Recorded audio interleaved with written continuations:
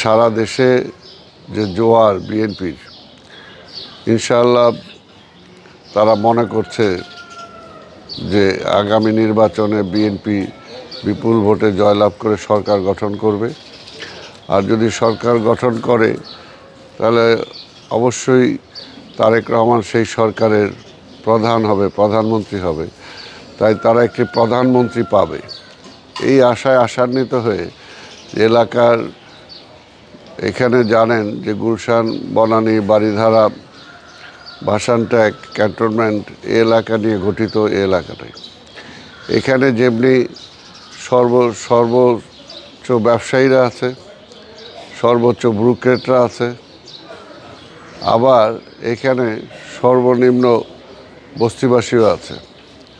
তো কাজেই এখানে ব্যবসায়ীরা যেমনি চায় যে আজকে ব্যবসা সব বন্ধ হয়ে গেছে, আজকে এটাকে যদি সচল করতে হয় তাহলে বিএনপির মতো একটি পরীক্ষিত রাজনৈতিক দল দরকার, যারা এদেশে আগেও অর্থনৈতিক মন্দার হাত থেকে দেশকে রক্ষা করেছেন, দেশকে সচল করেছেন।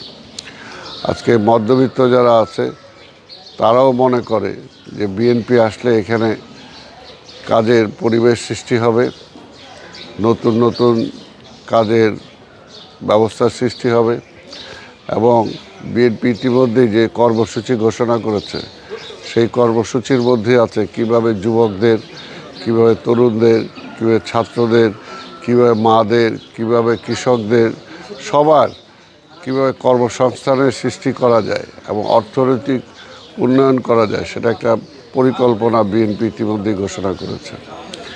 তাই তাদেরও একটা ব্যাপক আগ্রহ আছে যে বিএনপি যদি নির্বাচনে জয়লাভ করে তাহলে তাদের একটা কর্মসংস্থান হবে, দেশে অর্থনীতি সচল হবে। পাশাপাশি আছে মনে করেন মানিকদ্বীপ, কচুক্ষেত, এই সমস্ত এলাকার রাস্তাঘাটের যে সমস্যা এটা অবর্ণনীয়।